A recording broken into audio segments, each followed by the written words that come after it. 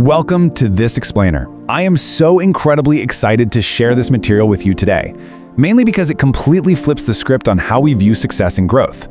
You know, we spend literally so much of our lives striving to reach the top of our field, right? We just want to finally be recognized as the absolute best at what we do. But today, we're going to explore a truly fascinating paradox. We are diving into the hidden and frankly kind of terrifying danger of success itself. If you've ever felt like your growth just stalled out right when things were going perfectly, well, this is exactly what you need to hear. So think about this. When is the most dangerous moment in a battle? Your gut instinct might tell you it's when you're completely surrounded, or maybe when you're losing. But historically, and even psychologically, the counterintuitive truth is that the greatest danger comes right after you've won. It's that exact moment when you drop your guard, you finally exhale, and you let your ego convince you that the fight is over. And guess what? That exact same phenomenon happens in our daily lives and our careers the minute we achieve success. So I want to directly challenge you right off the bat here. What is one skill in your life, maybe it's in your career or even just the hobby, that you have absolutely mastered, but if we're being totally honest with ourselves, you haven't actually improved at in over a year? Seriously, think about it.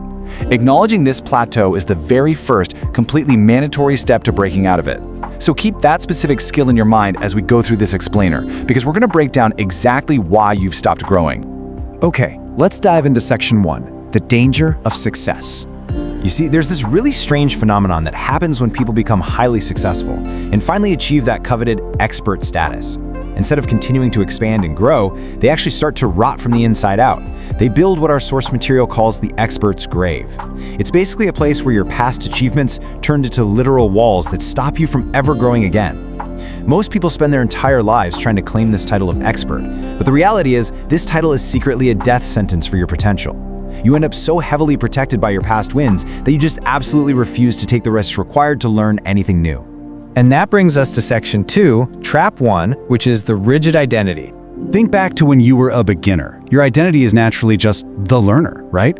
You're incredibly humble, you ask a million questions, and you're open to absolutely everything. But once you succeed, wow, that humility is so often replaced by this fragile ego that flat out refuses to be seen doing the basic, unglamorous work. There's this famous story that perfectly illustrates this. It's about an arrogant young man who challenged a legendary master named Yamato. Now, this young guy had studied every manual. He knew 500 different techniques. He was a certified expert. Master Yamato, on the other hand, claimed to have 0 techniques, none. So they fight, and the young man is flat on the ground in seconds. Totally bewildered, he asks how that's even possible. Master Yamato explains that knowing 500 techniques meant the young man was limited to exactly 500 choices. By clinging to what he knew, his identity was completely rigid. Yamato, by having no technique, was purely reacting to the present moment, which gave him infinite option. So the absolute best antidote to that rigid identity is this concept called Shoshin, or the beginner's mind. Cultivating Shoshin means that even if you have, say, 40 years of hard-earned experience in your field, you have to intentionally approach your practice as if it's day one. It's tough. It requires completely stripping away the ego of the expert and returning to a state of total, absolute openness. Now, what's truly fascinating here is the biological proof behind why Shoshin is so incredibly vital. Check this out. A University of Tokyo study actually mapped this out. When world-class experts perform their skill, they actually show a massive decrease in prefrontal cortex activity. Why? Well, because their incredibly refined skills have completely migrated to the automatic systems of the brain. Beginners, meanwhile, show super high activity because they're, actively learning. But here is the major catch. The exact second you, as an expert, stop practicing those boring fundamental mechanics, those automatic neural pathways actually begin to decay. You might think you're maintaining your elite level, but structurally, biologically, your brain is regressing. You literally have to keep doing the basics just to keep the pathways alive. And that biological regression perfectly sets up section 3, trap 2, the eternal student's hell. Now, this trap specifically targets those focused learners out there who endlessly collect knowledge and theory, but actively avoid true transformation and practical application. We call this the eternal student's hell. This happens when you collect success and theory without ever actually walking the territory. Sure, you might know the theory behind 1,000 different strategies, but because you depend entirely on perfect conditions and completely familiar environments to actually use them, your expertise makes you inherently weak in the unpredictable real world. It's like the old saying, the map is not the territory. And an expert who only studies the map, well, they're going to get completely lost the second they step outside. So we clearly need a systematic way to shatter this rigid ego and escape these traps. And this brilliantly illustrates Section 4, the Shu Ha Ri framework. Shu Ha Ri is this incredible ancient Japanese framework that provides a crystal-clear 3-step roadmap for infinite mastery. Think of it as our structured guide straight out of the expert's grave. We have Step 1, Shu, which is imitation. Step 2, Ha, which is experimentation. And Step 3, Ri, which is transcendence. Let's break down exactly how you can apply every single one of these stages to that exact skill you thought of at the very beginning of this explainer. All right, we start with Shu. This is the stage of blind obedience and perfect imitation. What is absolutely crucial to grasp here is that returning to the Shu stage is mandatory. I mean it no matter how many decades of experience you have under your belt. To escape your plateau, you have to willingly become the obedient student all over again, perfectly copying the fundamentals without adding any of your own special expert flair.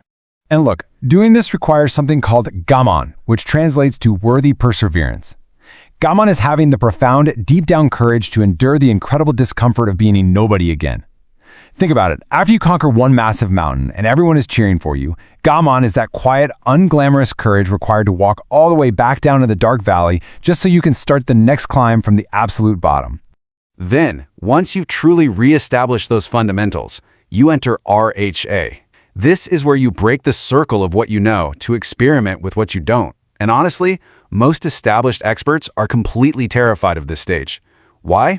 Because experimenting means you are inevitably going to fail, and they're just way too afraid of looking like failures to their peers.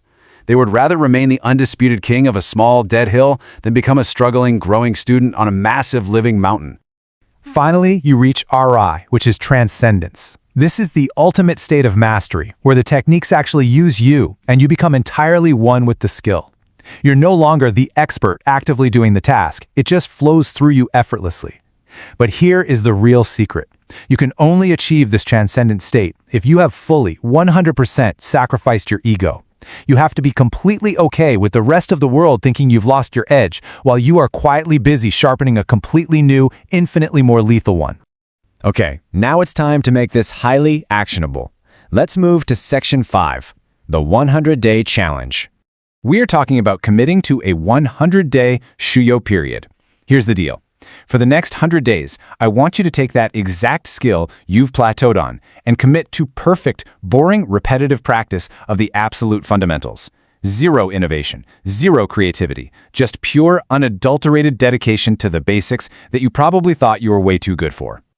Now, to make sure you actually follow through with this, you need to make a public oath. I want you to declare out loud, I am a beginner in my skill for the next 100 days. Honestly, I strongly urge you to make this oath public. Tell your colleagues, tell your friends, post it in the comments below, or write it out where others can see it. Because when you make a commitment public, you are literally hacking your brain's social survival instinct. Your brain actually treats a failure to follow through in front of others as a literal threat, which practically guarantees you're going to put in the work.